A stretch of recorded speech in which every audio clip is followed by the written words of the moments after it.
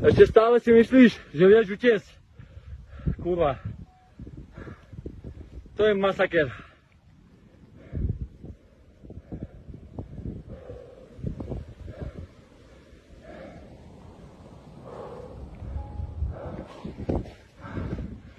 Ty kokos.